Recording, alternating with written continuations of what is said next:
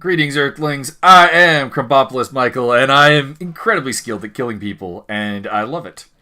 With me, as always, is my Earth brethren, Byron Sanchez. Whoa. Can I be known as Dirty Sanchez? You can be known as Dirty Sanchez. This is acceptable. Excellent. We are here to talk about, primarily, we're going to focus on Bound for Glory, but there's going to be some other stuff as well. Some NXT, some Lucha Underground, of course, the usual fare. And we'll talk probably briefly about Roman Reigns may or may not have cancer. And has had since he was a little girl. All right, so let's open up with the Bound for Glory. Let's give it the opening, the main event spot, like NXT giving the tag team title match the opening spot. What the hell is that? I don't know. I don't have a clue what they were thinking. So we opened up with a tag match of mystery partners, Richard Swann, Dick Duck, tagging with mystery partner Willie Mack against Matt Sydal and Ethan Page. This was a pretty damn good opener. I think this was everything an opener should be. It was high energy. The Faces won, started us off happy, gave us probably some of the better crowd reactions of the night. So, I mean, I guess in the sense this was probably better than the main event. That's maybe the one problem. Well, it was certainly better than the Concrete Jungle Death Match. Yeah, we'll get into there when it comes. Also, can we just stop having people call them death matches? Because we know no one's going to die. Well, it's also that we keep coming up with like these variations on the death match that aren't really tremendously variations of the death match. They've already done the barbed wire exploding ring death match, and nobody died during that. This was a solid one. Good debut for Willie Mack, who is the Mack in Lucha Underground, in case you didn't know. Turn of the Mack, clap, clap. And there was a bit at the end where they gave to the two loudest fans some front row seats. So that's a good way to get some good face heat. Then throughout the night we had a bunch of packages. Conan got attacked backstage, theoretically eliminating him from the Concrete Jungle match, but we would find out that was not true. Substitute in clip of random Invader Zim character going, "My organs!" Then we had Eli Drake calling out a New Yorker. And this got... I feel like this could have been better had they used a New Yorker. Yeah. Instead, although they did get a dig in on Carmella, which I liked. True. We ended up with a James Ellsworth squash match. He got some offense in, so it wasn't a complete squash. But he ate a double air raid crash and lost to Mr. Eli Drake. And then we got a good one where Eli Drake calls out real competition. Tough competition. Top of the food chain competition. Hall of Fame material competition. And that's when we got Abyss. Recently inducted into the Hall of Fame. Abyss. And we were telling this because we were watching this with the one true Kyle, who's a little bit he's a little bit new to Impact Wrestling, doesn't really understand the history necessarily. And we were explaining how, I mean, if there is anyone who belongs in the Hall of Fame of Impact Wrestling, it's motherfucking Abyss. He's the only one who's been there since day one. Pretty much.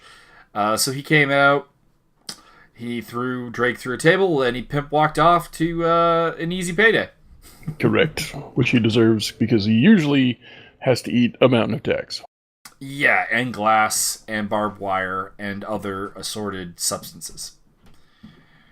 Then we had Taya Valkyrie, who we are big fans of, versus Tessa Blanchard, who we are big fans of. Mm-hmm. And this was one of the better female matches we're going to get probably in a while. At least for a bit. These two women went out there and they did their shit. They did... Everything hit their traditional spots. We had a bit of a fuck finish because Taya had a visual pin, but the referee was fixing the ring apron, and this allowed Tessa Blanchard to make a comeback and hit a long ass range code breaker. Chris Jericho, eat your heart out, Jesus Christ!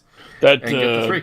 That was at least 2/3 of the way across the ring. Initially, I think they closed the gap towards the end of the move, but. She took a long leap. Indeed, it was damn impressive. If you have not experienced Taya and Tessa before, and if you are not a fan of women's pro wrestling, this match might change your mind because it was fucking good. Mm-hmm. It was dope. Then we had Moose versus Eddie Edwards. Although before this, I gotta talk about this. We had a Moose promo where he was talking about being the king and dressed up in some, I guess, African royal garb. That was amusing, but at the same time, weird. I didn't know that he had turned heel. Like, they put a promo package up, and it still wasn't clear that he'd gone heel. Well, the kind of weird thing is the promo package made it seem like Eddie Edwards attacked him, and thus, like, it was kind of like a justifiable heel turn. And I think maybe the storyline is that Moose thinks Edwards attacked him, but Edwards definitely did not attack him. So, yeah there is that. Anyways, this gave us our what the fuck moment of the night, because I'm pretty sure this was supposed to be a no DQ straight fight type thing, going with Eddie Edwards' heir to hardcore, and the fact that he brought out a kendo stick, and then Killer Cross stuck him in a chokehold, and that was apparently a DQ, and the match got thrown out. So yeah, I would have to go back and recheck things, but I'm pretty sure they announced it straight up as a no DQ match, and then they got DQ'd. It was like, what? Yeah, I don't fully understand that, but Tommy Dreamer came out, made the save, and we got ourselves a tag match, and there were some brutal spots with the apron in this tag match. Oh my god. Anyways, Edwards kind of stole a win here because he's pretty much done, and Moose was fucking around with the kendo stick, whether he was going to hit him or not, or over enjoying his moment, as heels are bound to do. And he got rolled up for the 3 by Eddie Edwards, and at the end, Moose and Cross got to beat up Eddie Edwards and hit him with an apron bomb. So there's that. Yeah, boy. And I will say, Tommy Dreamer can still go. So as long as he can still go, I don't really mind seeing him in matches, unlike some other older wrestlers who really need to retire because they can't go no more. Yeah, I was going to say, you said what the fuck moment, and I thought you were going straight into the snowball spot. It was like, whoa! That was also a what the fuck moment, yes. You don't know where he's been, Eddie Edwards. You do not know where Tommy Dreamer has been. Well, I think the problem is where Tommy Dreamer's been. That is also true. I've seen a couple of feuds. Then we went into the OVE versus the Mexicans and Cage, Lucha Brothers and Cage. The Mexican Cage. This was really fucking good. Mm-hmm. This was the match of the night. They did fucking everything. There was cutters off of release vertical suplexes. There were spike package pile drivers. There was Phoenix hitting this weird fucked up cutter from the shoulders of Pentagon. Oh yeah. Jake Christ on his way down totally kicked his brother in the balls. So that is there correct. You go. Cage kicked out of an elevated cutter and eventually ate like every super kick and pump kick known to mankind before getting a wedgie pile driver and getting pinned. So, Jesus Christ. I'm coming around on OVE. I was not a big fan of Jake and Dave Christ for the longest time. I don't know what it was, but I'm starting to finally feel it from them now and cheering for them and enjoying it. Well, not cheering for them because they're heels, but, enjoying their matches, looking forward to their matches, because they are delivering. They are fucking delivering, and it's not just Sami Callihan anymore in OVE that is worth giving a damn about. Yeah, I don't know. There's still something about them on their own that I've never really bought into. I think it's an over-enthusiasm that they've got, and then they just don't bring that to the ring. They give me way too much energy on their promos and way too much energy on their ring entrances, and then they get in the ring and it's just a match. Yeah, I can feel you there. We had the Concrete Jungle match, OGs versus LAX, which we alluded to earlier. I think the problem here was you just had 2 street fights, including another 6-man street fight that was freaking fantastic. And it really took this away. Not to mention, I think the concrete jungle, which was basically take all the padding off of the ring, and you're on the wood, you're on the apron, and so on. Well, not the apron anymore, the edge down. And they took all the turnbuckles off. Yeah. All anything that could be construed as padding, gone. I think this is one of those things that sounds really good when someone brings it up in a production meeting, and then you get out there and it's probably not the best idea. Yeah, I think what could have made this better is if they had not done the 3-on-2. Like, obviously we know that Conan can't wrestle anymore, so why have him in? Why not bring in a third partner? Like, we'd do it, but we get a mystery partner, so you get this extra little pizzazz. Yeah, but I think it was just overplayed. There were just too many people in this ring with too many different stipulations and there's just a little too many, and they didn't even give them 9.5 minutes. I mean, particularly you also have the fact that Conan's like, the Godfather back home, should be able to, just put a word in someone's ear and get them to come fight for him. Like that would fit the gimmick.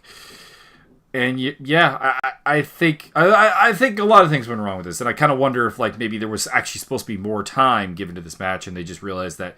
I mean, wrestling on the exposed ring with the boards moving and shit, it looks dangerous. It is dangerous. And there are probably ways you can make this look dangerous without it actually being dangerous. Yeah, well, I was fine with the way they did it, but I think what happened is it probably took them way too long to set up and take down. I think they probably didn't do a dry run or didn't practice what was going on. This is just a guess, but I think that's probably what happened. And it's like, oh god, it took us way too long to get this deorganized and then reorganized, and it took us way too long to get this stuff off. It's going to take even longer to get it all snugged back up for the main event. Well, we got to cut this short. The putting it back together probably wasn't so much of a problem because, of course, after this you had the James Mitchell, Ali, Undead Brides, Kiera Hogan segment, which didn't require the ring. It was I assumed a pre-taped promo. So Kiera Hogan, sister of Hulk Hogan. Maybe from a different mother. Yeah. So in the end, a street sweeper on Kingston for the 3 count. LAX defeats the OGs, which is probably how they should go. But I think again, with this having been 3-on-2 for the most part, it does make the OGs look a little weak for my tastes. Probably because I'm a massive fan of all 3 of those men, even though they have a history of not being the easiest people to actually work with. Yeah, it was just after you already covered it, but I mean, we've already had a no DQ multi-man match, and some other weird shit that whatever the Ellsworth. So we've had a bunch of stipulations already, and then this with too many people involved, with not enough time, with an obvious flaw in the ointment, which is going to be. I mean, yes, I said flaw, not fly. I fucked it up when I tried to explain myself. It's just this is like 6-card Monty, and he didn't pull it off. Yeah, I would agree with that. Wasn't. Yeah, it just didn't come together. It's like Jell-O with all the weird little hard little knot things in there that form. It's kind of like that. Yeah, I could see that definitely be the case. Then we went into the James Mitchell with Ali thing, where James Mitchell makes a deal with her. She gets to go into the undead realm to go after Kiera Hogan. Don't touch your soul if you see it down there. Yeah. Anyway, she goes to rescue her, gets terrorized by some undead brides, and obviously Su Yung. And Rosemary shows up to save them both and forces them to go without her.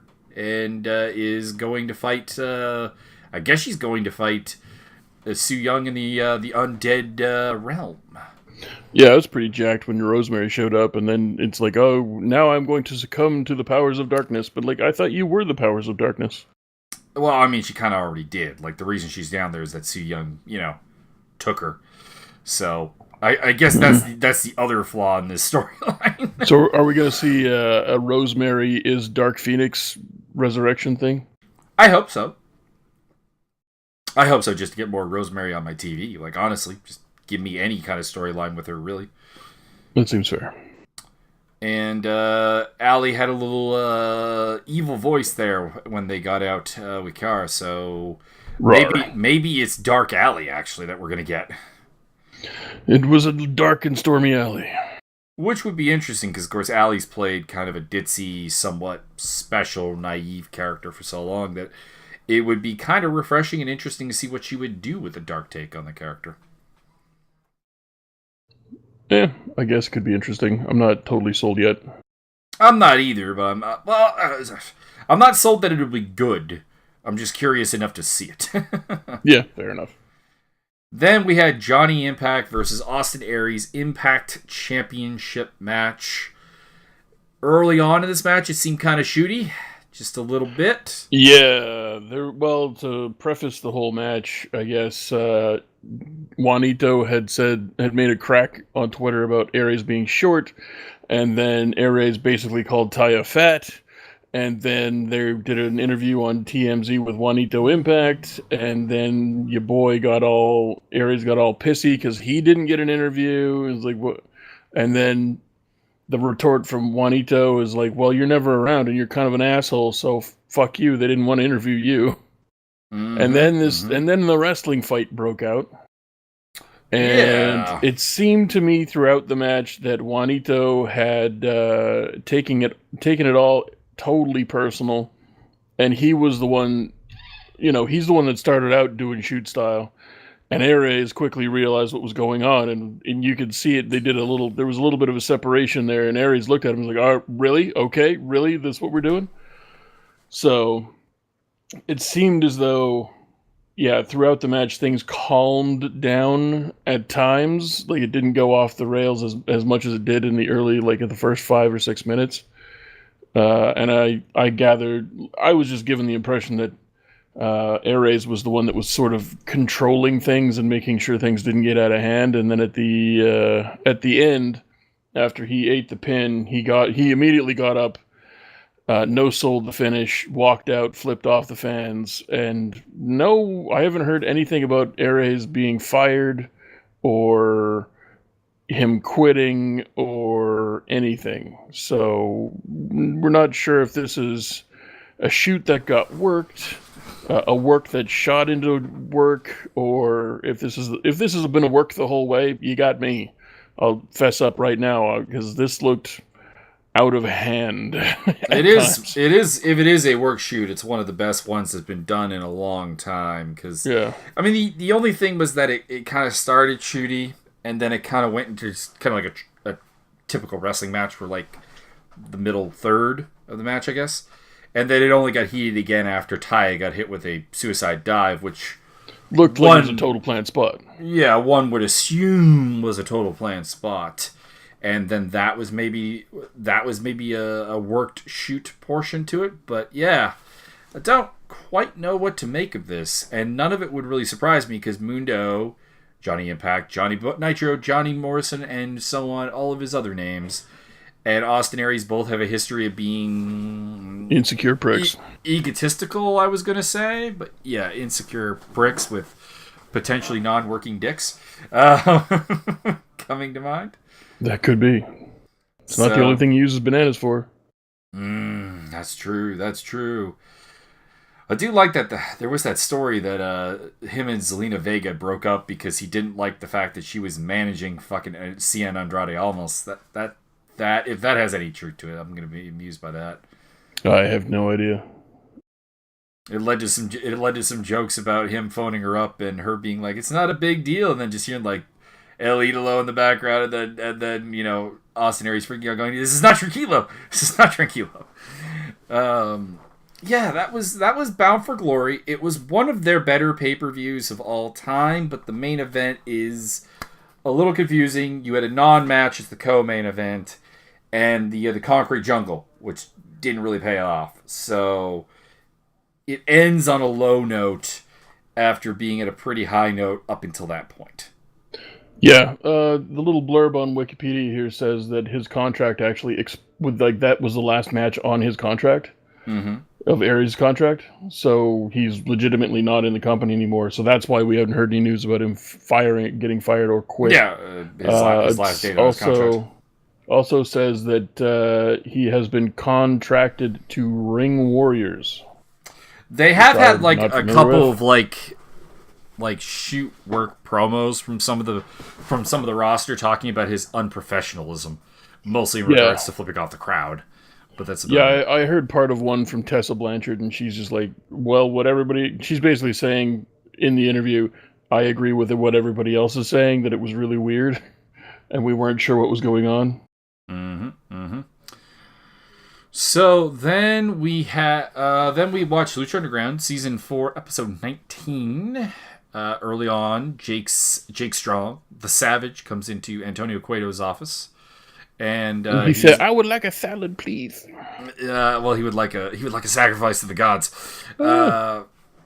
He chats with Antonio a bit, gets offered an Aztec medallion chance, or gets offered to have one because we're skipping the tournament to get the medallions and going straight into just giving out the gift of the gods title basically.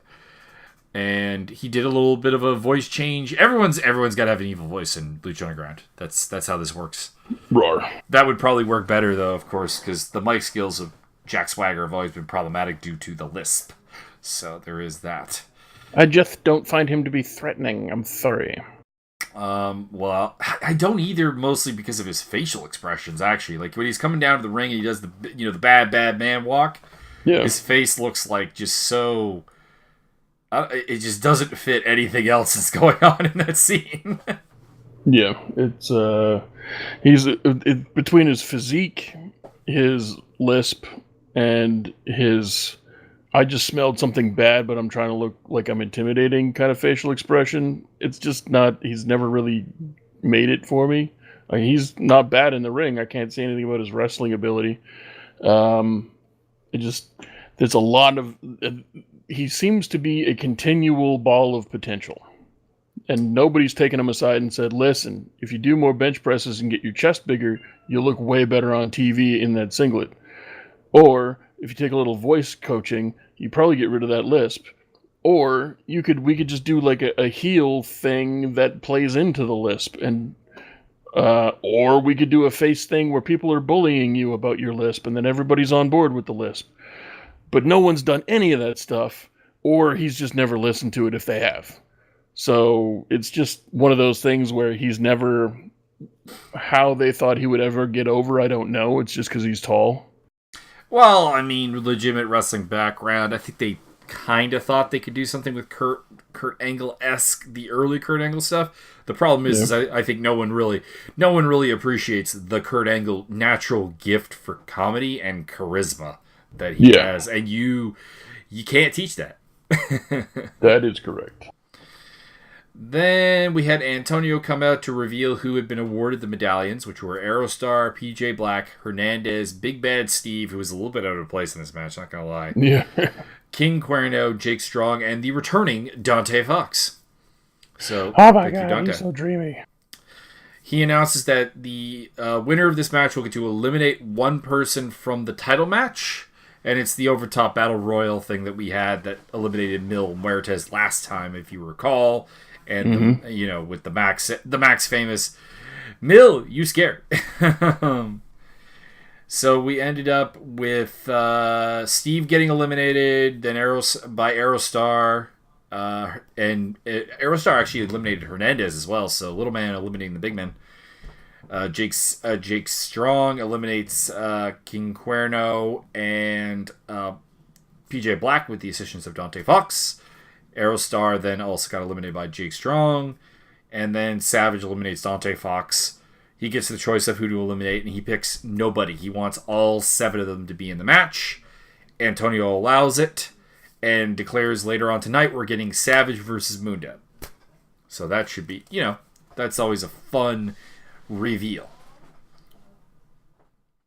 Then we had a Killshot versus Mac match, and I was a little disappointed that this didn't wind up being a match because Mill came out and just basically, beat up Mac, and Son of Havoc tried to help, and he got beat up too. And I did enjoy Mill countering a stunner into a flatliner, though. That was pretty cool.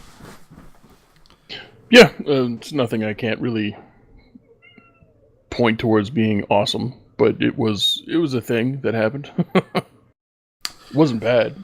It wasn't bad, just, I'm like, oh, I kind of got a little hyped, and then I'm like, oh, no match.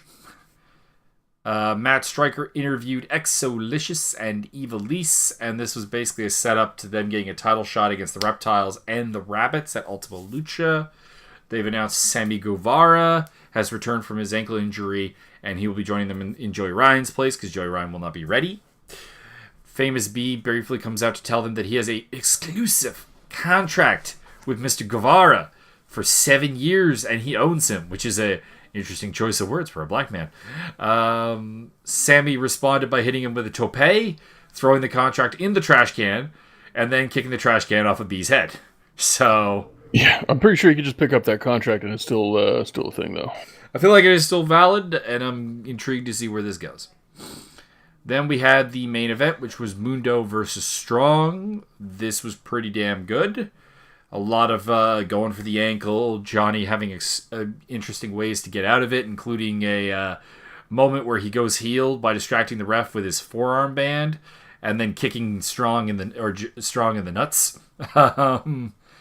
He hit a one-legged end of days, but it got kicked out. Strong grabs the ankle. He's gonna break it. Gets the tap out. Wins the match. And Matanza comes out, and then we get the interesting moment of Jake Strong, just kind of handing Mr. Mundo over to Matanza. Please, Mr. Cobb, your meal is prepared. I've softened it up for him. It's a little tenderized. Lol.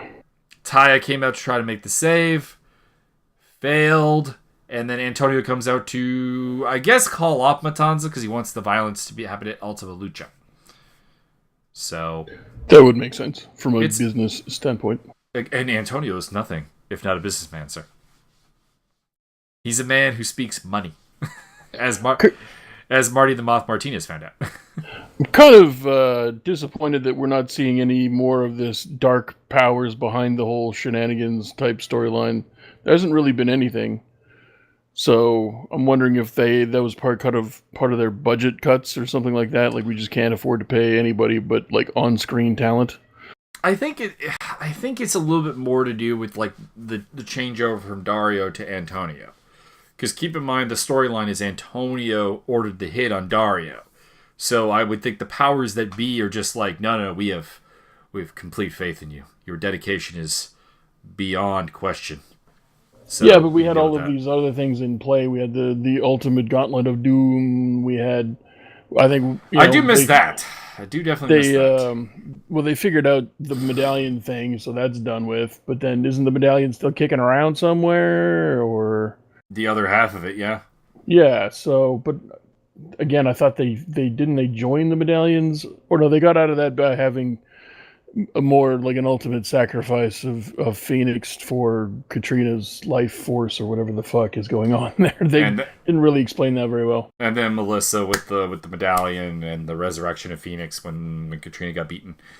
Yeah, so there is another half of that medallion kicking around in the hands of the police officer, Captain.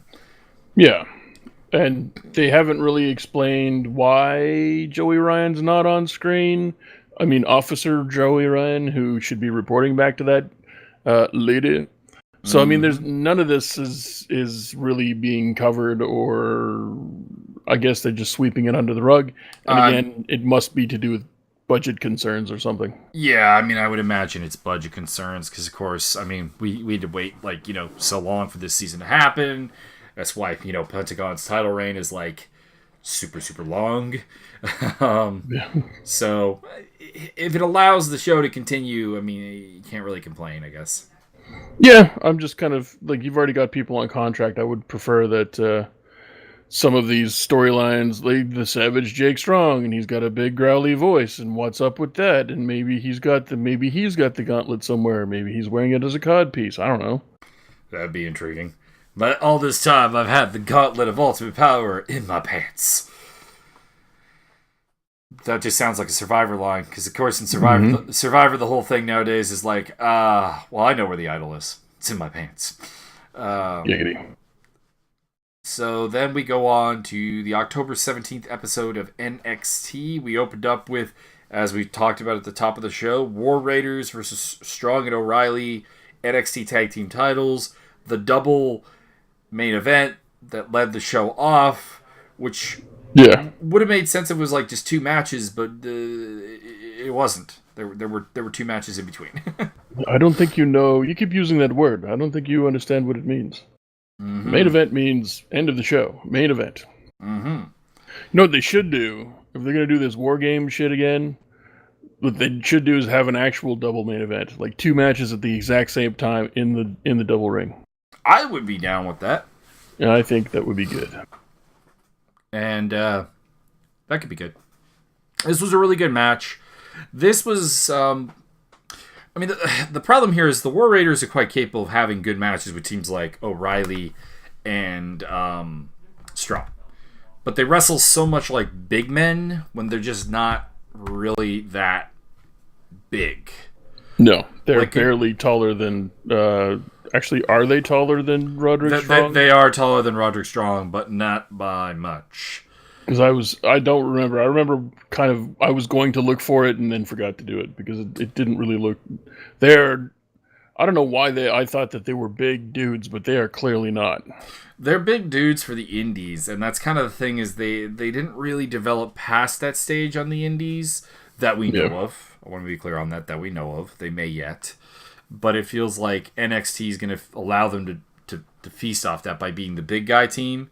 And then if they hit the main roster, it's like, okay, well, how are you going to be big guys against, say, The Shield? Or against, say... even like a team like The Bar, Cesaro and Sheamus. Which, that would still be an excellent match, don't get me wrong. But, you're not necessarily even bigger than the Usos. No. Actually, I'll look that up. Hanson is, but Rowe, not so much. And Rowe does a lot of the work for this team. They were talking about how Hanson's the aerial assault and Rowe's the powerhouse. I don't agree with that comparison, because I think Hanson's the aerial and the powerhouse. But I think Rowe is the absolute workhorse of the team. And this team really kind of only goes as far as Ray Rowe can take it. And if he's going to, wrestle this style against guys who are like the same size as him, I'm not entirely certain it's going to work out. Let's see. We got War Machine rating people are Rowe is 6'1", Hanson 6'2", and the Goose Bros are 6'1" and 6'2". Well, there you go. Identical twins, identical in every single way except height and weight. Indeed. And face. Anyways, Bobby Fish returned to get his team disqualified, but they retained the belts on the disqualification. Adam Cole had also come out earlier in the match to interfere. This is a really good match. Go watch it. It's got the fuck finish, but you knew you were going to get the fuck finish, and it'll hopefully lead to something at War Games. War Raider Games. Then we had a brief Nikki Knows moment, and then we had a match that I'm pretty angry about. It was Britt Baker versus Shayna Baszler. And in the end, they basically had Britt Baker injure her shoulder and get a TKO stoppage. Very MMA, and I like that dynamic. I just don't like it being with Britt Baker. My reason is that this is Britt Baker's debut on TV.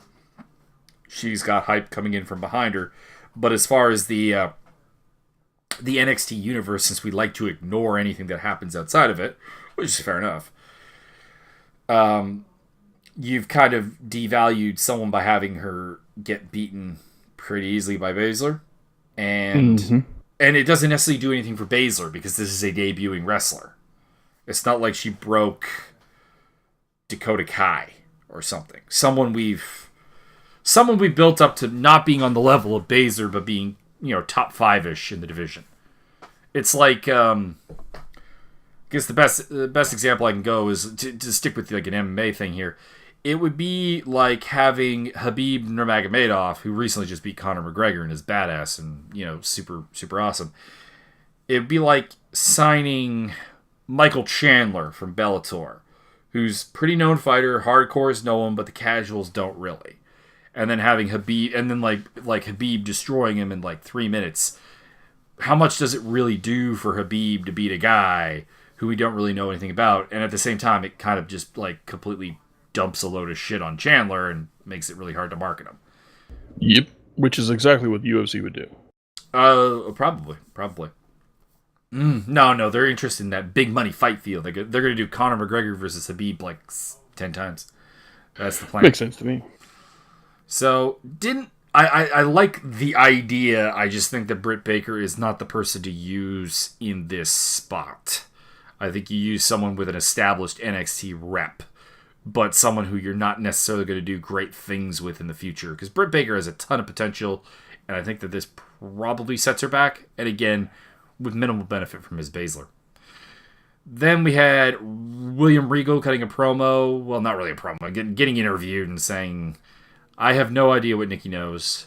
I don't know if anyone knows what Nikki knows, but I do want to talk to her post-match.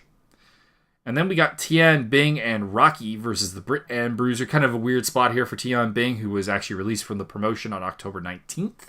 So this is presumably going to be his only TV appearance. And I thought they were a serviceable tag team to have the Britt and Bruiser beat on their comeback. They got to have some moments of offense. They looked relatively clean, but they lost the match as you knew was going to happen against the returning Lorcan and Birch. Yeah.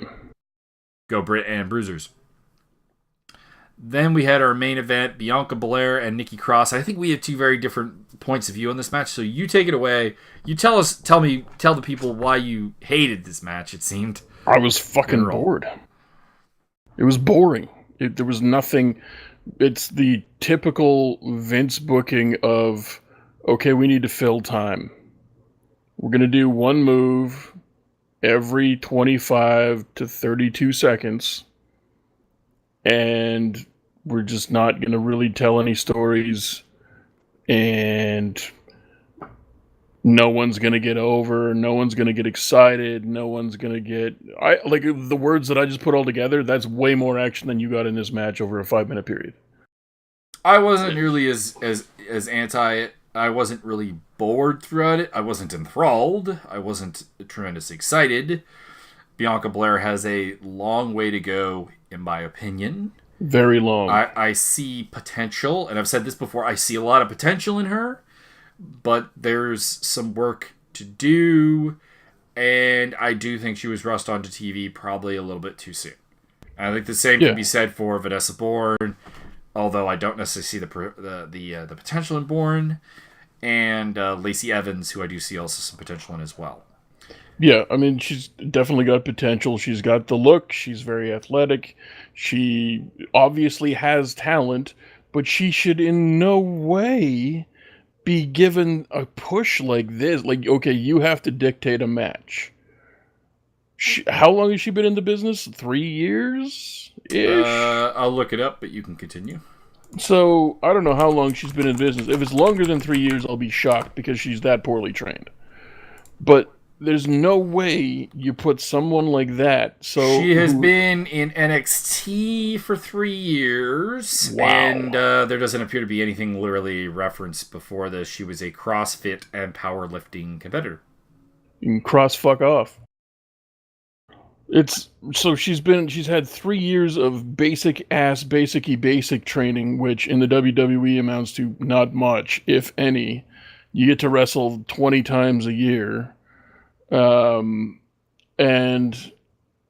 okay, now you have to go out there and you have to dictate a match because she was winning the most of the time. I don't even remember who won this match. That's how bored I was. I don't think we got a winner. I think Aleister Black interrupted before the end of the match. Oh, we actually okay. got a winner. I remember he had arrived, but other than that, so Bianca Belair was again given a big push in a big-time main event match where she shouldn't have been in the first place, where she shouldn't have been asked to do what she needed to do because she has not had the training. It fell flat. It was completely flat. It was just a time filler until Aleister Black showed up. There was nothing going on. It was just boring. And it's not... I don't put this on her because she needed to have way more. Apparently, you need to be in NXT for 7 years as a rookie before you have anywhere close to a good match. Well, it's kind of bizarre because, of course, we've talked about this at length. The TNA guys having to go through NXT when they probably really shouldn't, and the length of time that, hell, even a guy like Roderick Strong has been down there.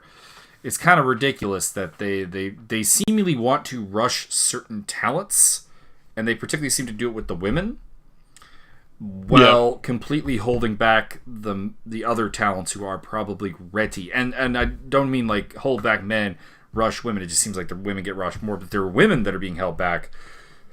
Nikki Cross, prime example. Mind you, I don't want Nikki Cross to go to the main roster because I've heard basically the interior thoughts of Vince McMahon in regards to her, and I think it would be the death of her career for a while. Yeah. I really want NXT to become its own show. Like, I want it to be a 3-hour. Everybody else gets to go back down to 2 hours because it's a waste of fucking time and money. And NXT is the future. NXT is where the way they do things there, by and large, we do question a lot of decisions, but by and large, NXT is what wrestling should be in the mainstream. The only thing that would make me feel a lot better about NXT is if they could start turning out relatively complete products, which they have not been able to do to date. Like the women's division is a classic example of this. You got Sarah Del Rey doing the training, and I refuse to believe that those two people cannot produce better talent. So what the hell is going on? I do not know. Like, why is Vanessa Bourne still on my TV, unable to hit a beat, a cue, a rhythm? Why have I not seen Donovan Dijak have the biggest push you've ever seen? Yeah, why was he held off for TV for a year? There's a classic example of a guy who in ring is ready, very ready. He had a 5-star match before signing to the company with Keith fucking Lee, I might add. And he had a very good match in the company with the Velveteen Dream. Yeah. Which has not been a guarantee, because we've said this before. The Velveteen Dream has had some very high moments, but also some very low moments. And Dijak was one of those high moments. Mind you, a storyline that wound up going nowhere, but let's leave that for now. But that's a classic example of a guy who's definitively ready, has the look, has the build, has the physique that you would want. But he's had, 2 televised matches since signing with NXT? Like, it's pretty ridiculous. He's been with the company. It's not been 2 years yet, has it? I think it's been 2 years. It's probably been 2 years. So yeah, match a year on TV basically.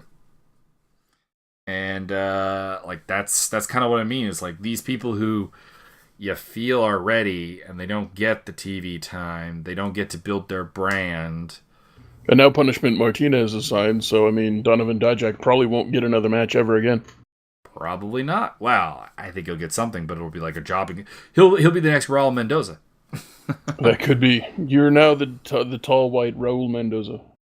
Which would be an absolute shame. Anyways, the main storyline of this episode was that Aleister Black returned and interrupted the match between Nikki Cross and Bianca Belair.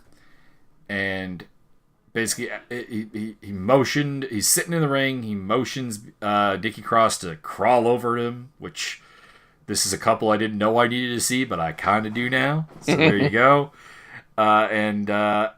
Basically asked her what she knew, and she whispered in his ear, and he looked exceedingly pissed.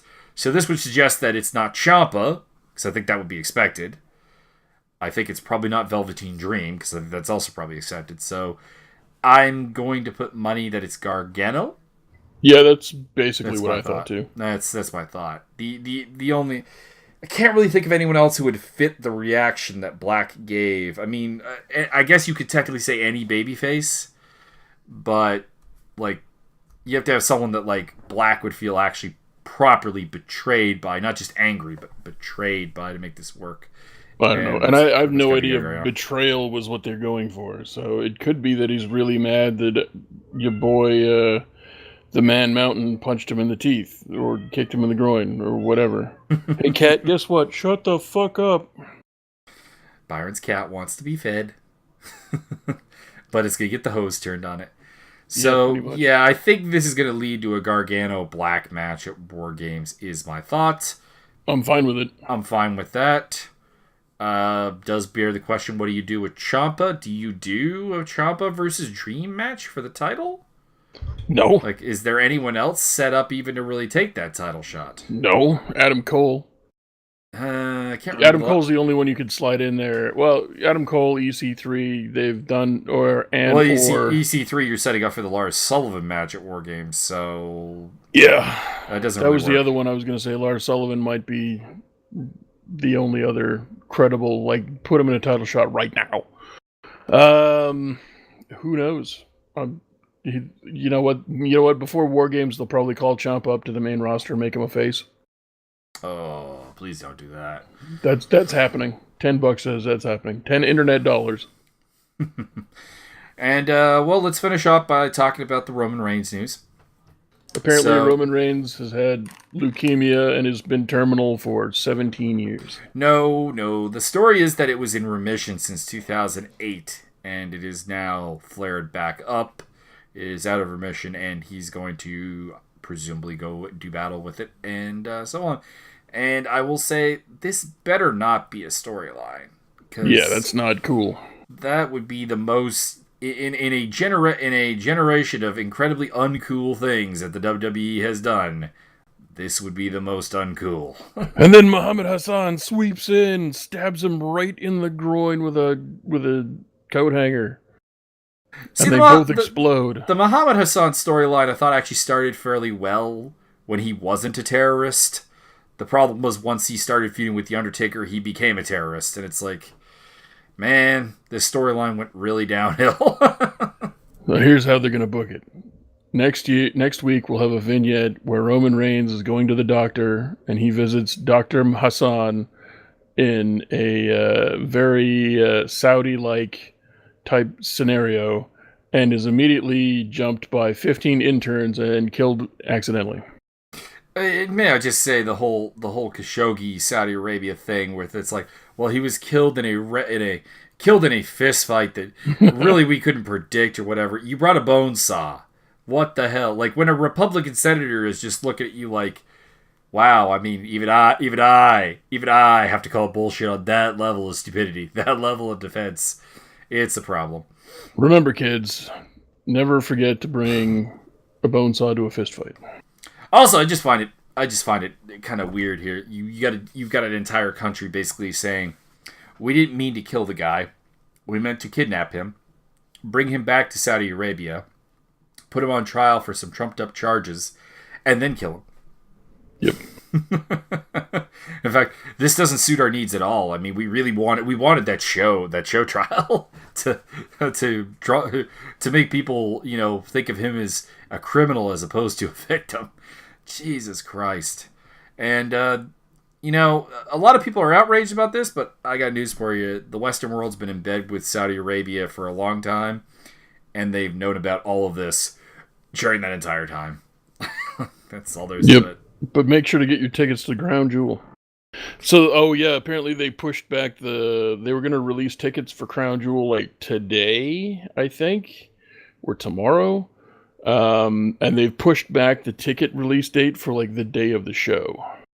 Yeah, Crown Jewel has been really a mess with the stadium change to like a stadium like half the size of the original intended facility, or is it I think it's a third of the size, because I hadn't even heard about that. So they were originally going to go to the big stadium in I think Jeddah, 60,000-70,000 seats, whatever the fuck it is, and then they got City of the Jedi. Then they wound up getting moved to like a 25,000 seat venue.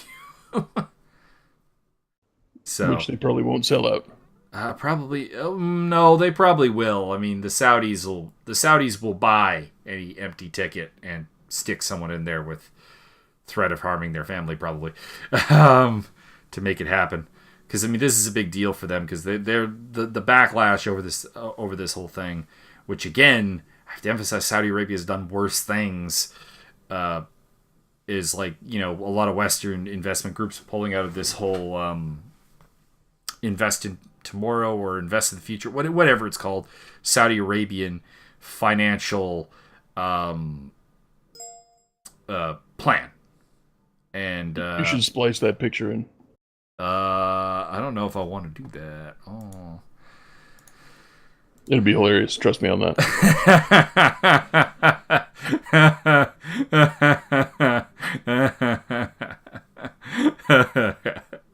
I'm actually gonna do that. Let's get spliced in. There you go. Yeah, splicey. There you go.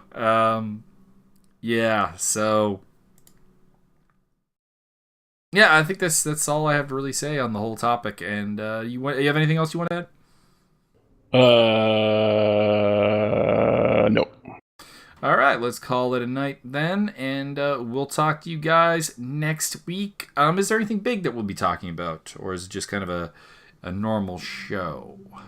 Yeah, I don't think there's anything tremendous planned for anything. We might just talk for 3 hours about bare knuckle fighting.